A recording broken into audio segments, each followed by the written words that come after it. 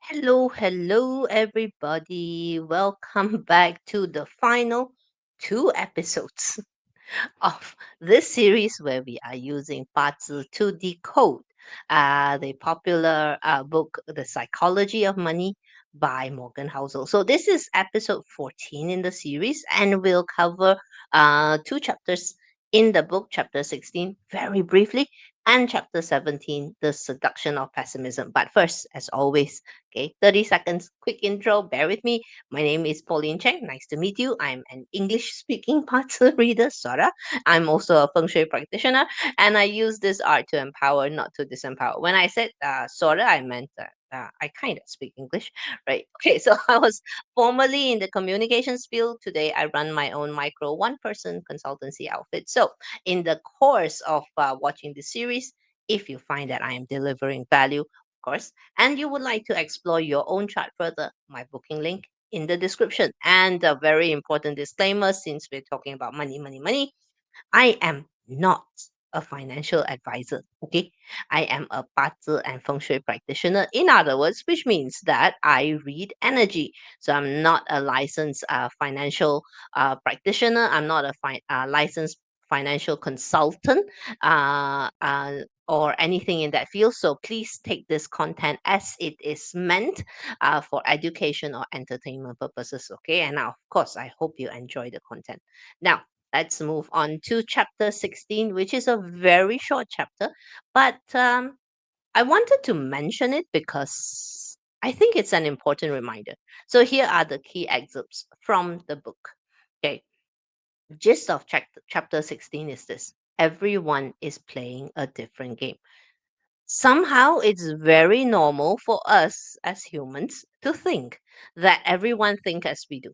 So this is not just investing or wealth, this also impacts how we spend money as well as the other social cues or even social pressure that we face. I mean, look at this photo. They're all football players or soccer players, but they have different roles, therefore they are playing different games. And when we translate that into investment, it's hard to grasp that other investors have different goals than we do, because an anchor of psychology is not realizing that rational people can see the world differently through different lenses of their own. Okay, so we lump everyone, like similar to this example with the soccer players, we lump everyone who is active on the on the stock market as investors, a huge bucket. Okay, but within these buckets, there are people who are long-term investors in it for 30 years, 20 years, 10 years. Some are shorter term, looking to cash out maybe within a year or half a year. And then there are the day traders, right? So for more about this, I invite you to watch episode 5 of the series, Your Natural Investing Style. A person who has a direct resource or direct wealth approach to financial freedom will find it hard to take cues from a Rob Wealth or Seven Killings and vice versa. So, in fact, each of the 10-day masters play the game of life differently as well. Now, that's a thought. Should be interested. Maybe we should do something like that. So, since that was covered in episode 5, I'm not going to belabor the point in this episode. If you're curious, go ahead and watch episode 5. It is called Your Natural Investing Style. Okay, and so instead, let's move on to the next chapter in the book, which is just as interesting. Chapter 17, The Seduction of Pessimism. Some people call it pragmatic or realistic. In Cantonese, we call this yin sat. Okay, so one of the first lines to grab my attention in the book was in the opening paragraph itself. Pessimism holds a special place in our hearts. Pessimism isn't just more common than optimism; it also sounds smarter. It's intellectually captivating and it's paid more attention than optimism. So, which is often viewed as being oblivious to risk or just plain crazy. Okay, next excerpts. Okay, money is ubiquitous. So, something bad happening tends to affect everyone and captures everyone's attention. So, like for example, stock market. This is from the book. Stock market goes up by 1%. Everyone shrugs it off. stock market's supposed to go up, right? It's to be expected, right?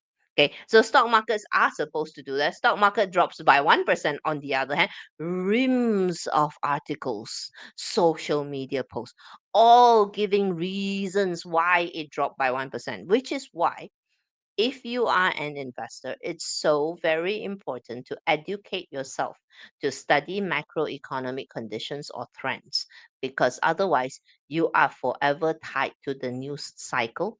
And take it from a formal communications or public relations professional, bad news sell.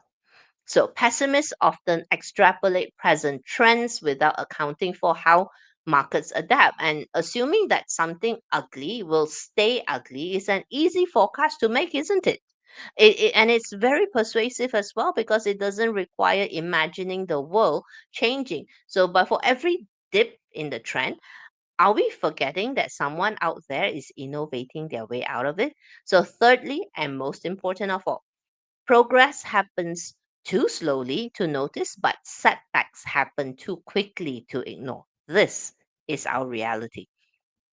We take years to grow our careers or our businesses, years of hard work and dedication, only to find a reorg has pushed you out of a job in an instant.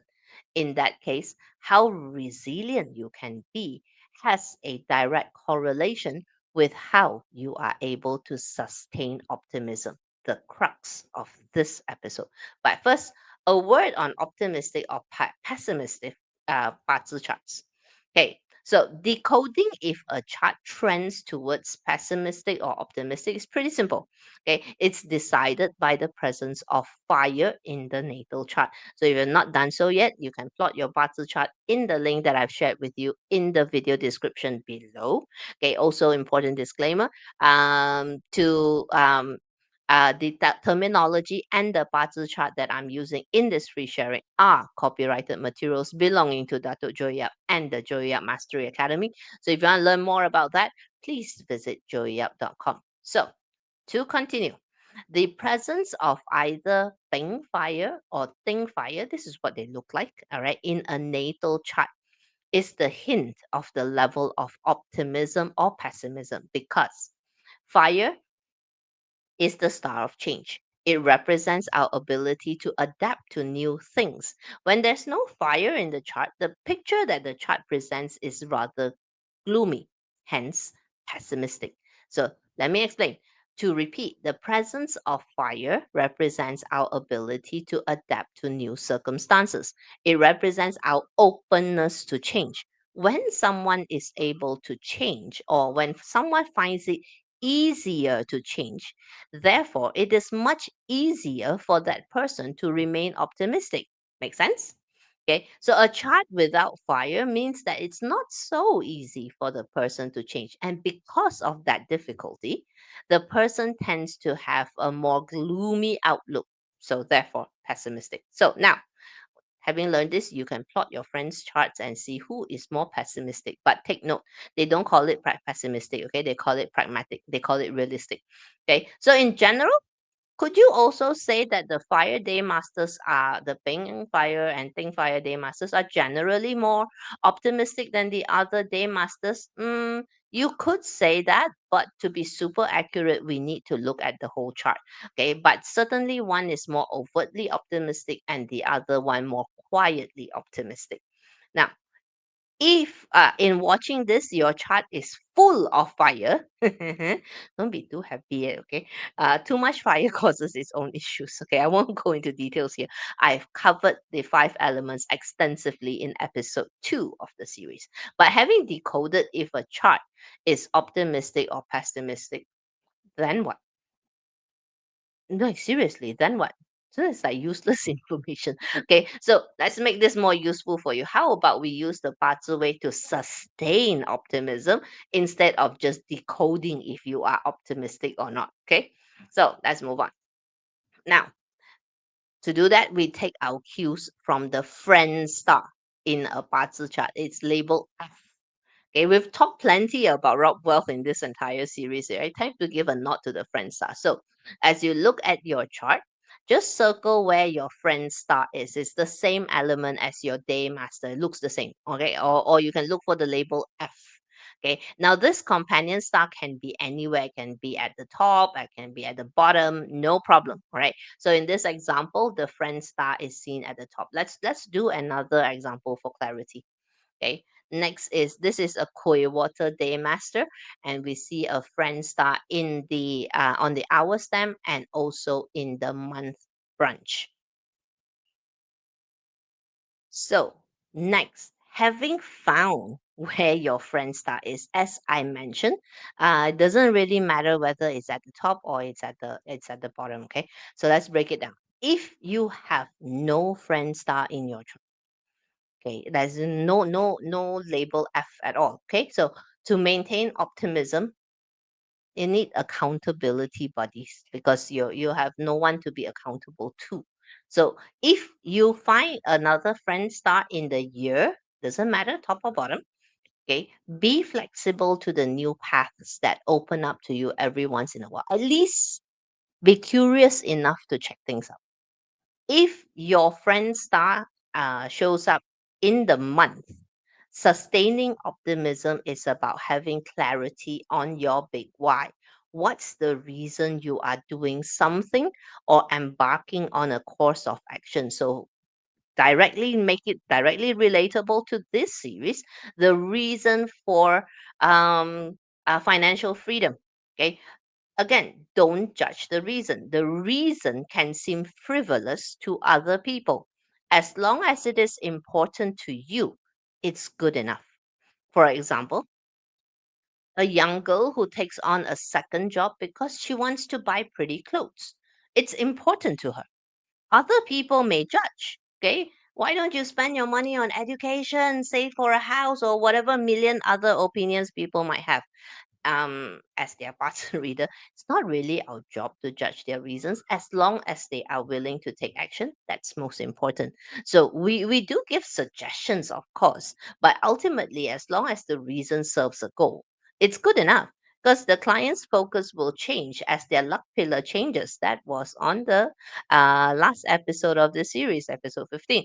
So the friend star, if it's found in the day, okay, day branch, that means you are the day master, and you have another friend star directly below you, okay, like this.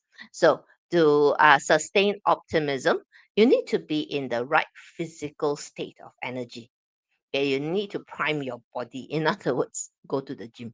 Okay, so and friend star in the hour, the hardest of all, change your internal narrative, change the story you tell yourself. Ah, easy to say, I know, not so easy to do. So, therefore, in our next and final episode, we are going to talk about this. So, if you have the friend star in the hour, don't miss the next episode. And what if you have the friend star everywhere in your chart? Oh no, Pauline, I have my friend star here in the hour and the day and the month and the year. Okay, then do all the above. Okay. Right. So this is a pretty simple episode to do. So let's wrap this video up. I really like the title of this chapter because pessimism is seductive and highly addictive. So it's so easy to stay in the pessimistic realm because comfort zone. If you think that there is no hope, then there is no need to take action, no need to make changes. In which case, then the question will have to be, how bad does the pain have to be before you do something about it? So this is not about positive thinking our way out of trouble. No, but this is it without that glimmer of positivity, you won't take action. Okay, that's the argument right now. So that's it for this video. I hope you've enjoyed it, and if you did, hit me with a like and subscribe. Okay, if you've got questions, drop it in the comments, and I'll see you in the next and final video to wrap up the series. Bye for now.